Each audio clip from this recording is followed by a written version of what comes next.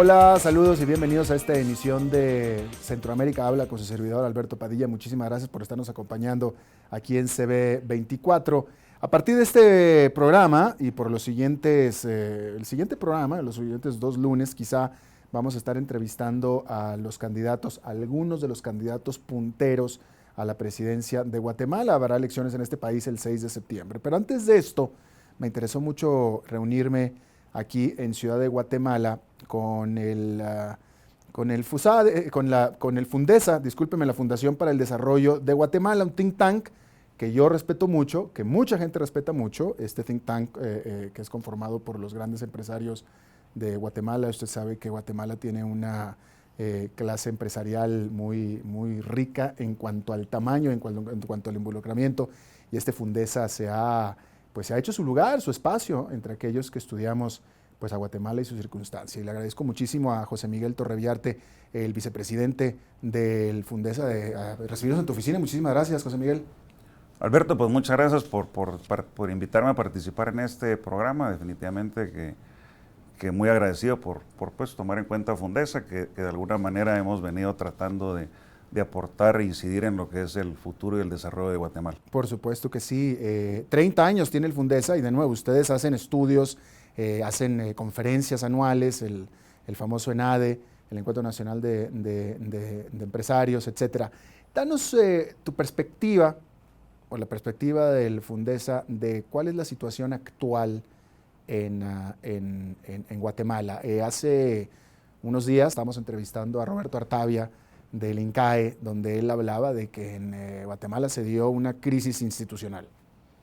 Pues definitivamente que tenemos una crisis en Guatemala. Es una situación muy delicada, en la cual vemos que el actual gobierno, debido a situaciones de corrupción o acusaciones de corrupción, empezamos a ver la evidencia de cómo las instituciones están de alguna manera, no han cumplido con el rol para el cual están diseñadas. Vemos no solo corrupción, sino que vemos instituciones que faltan o no tienen las capacidades y las competencias para realmente poder cumplir con el rol para el cual fueron diseñadas. Vemos un Ministerio de Salud, por ejemplo, que no puede entregar o no puede dar salud a los ciudadanos. Vemos que ya hay faltas de en las campañas de vacunación, no se están llevando al 100% como se daban antes. Vemos que faltan las medicinas. Vemos unas situaciones bastante complicadas, lo cual demuestran que Guatemala, las instituciones no están cumpliendo con el rol por el que fueron diseñadas. El sistema de justicia también vemos que ha fallado en esos procesos. La crisis actual, que bueno, me parece, tú me dirás si sí o si no, que el punto más bajo de esta crisis cuando renuncia la vicepresidenta de este país, es prácticamente exclusivamente por corrupción del gobierno. Yo te diría que sí es la principal causa de la crisis, o es la causa que evidencia la crisis, porque la corrupción es un resultado de instituciones débiles que han venido siendo descuidadas en el tiempo. No es una cosa que ocurre de un día para otro, es un tema que se va acumulando en el tiempo.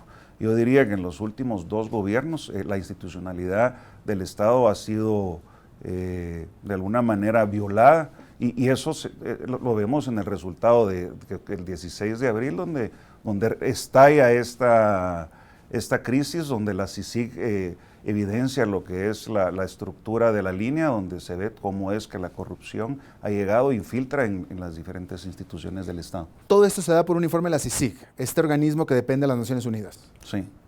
Bueno, definitivamente que se sabe de alguna manera que existen situaciones anómalas en el gobierno.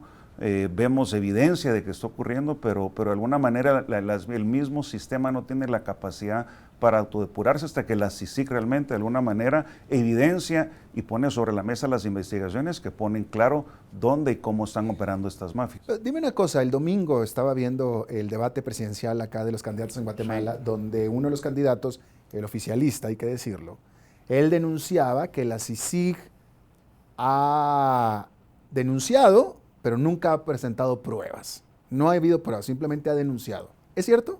Pues yo creo que las pruebas están ahí y por eso existe el organismo judicial.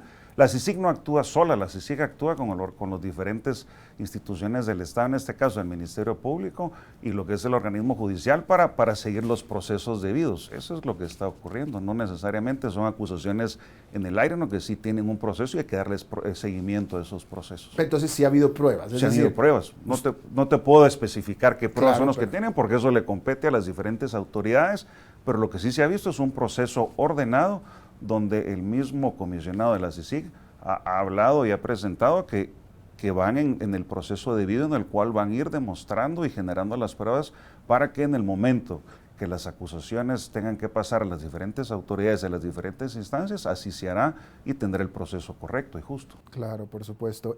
¿Cuál es tu opinión sobre el papel del Congreso ante todo esto? ¿Cuál es el papel del Congreso? Pues yo creo que el Congreso de alguna manera debería tener un rol muy importante, porque el Congreso es parte es parte del Estado, del gobierno, pero no ha cumplido ese rol que tiene, no solo de legislar, pero también de velar porque el gobierno o el Ejecutivo cumpla con sus funciones. Un caso específico donde el Congreso no ha cumplido es no solo la aprobación del presupuesto, no se ha dado muchas veces, sino que la aprobación de la ejecución del presupuesto no se ha dado en los últimos 10 años. Quiere decir que el Congreso, a la hora de que se cierre el año, debería ver que el presupuesto ha sido ejecutado correctamente y no se ha hecho. Además de otro montón de funciones en el tema legislativo que solo ha postergado y no ha permitido que se legisle correctamente. Una pregunta reflexiva, a diferencia de lo que pasa en Brasil, donde todos los hechos de corrupción han sido denunciados por la prensa, aquí han sido denunciados por este organismo que es el CICIG. Te pregunto, ¿qué te ha parecido el papel de la prensa en todo esto, la prensa guatemalteca? Yo creo que la prensa guatemalteca en algunos casos sí ha apoyado lo que es las denuncias que se han hecho con la CICIG. Creo que ha sido balanceada en mostrar las evidencias que se tienen y creo que ha hecho un rol bastante moderado en este caso. Diría que el reto de la prensa es continuar con ese rol que está llevando y cómo comunicarlo a más personas y no dejarlo solo a nivel de la parte urbana, sino que se multiplique a nivel rural. Podría ser más, diría yo, que puede hacer más en evidenciar no solo los casos de corrupción que se muestran en la CICIG, sino que también tratar de investigar a nivel de alcaldías, a nivel de municipios, qué otras cosas están ocurriendo para poder ponerlo sobre la mesa y también que los ciudadanos se enteren de qué es lo que está ocurriendo y realmente las fallas institucionales que estamos teniendo.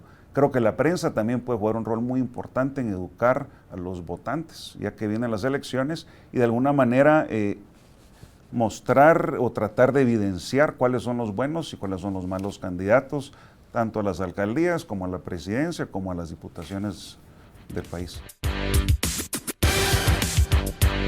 Al regresar, me llama la atención con todo lo involucrados que son ustedes, los empresarios guatemaltecos, en la política, porque lo son desde afuera.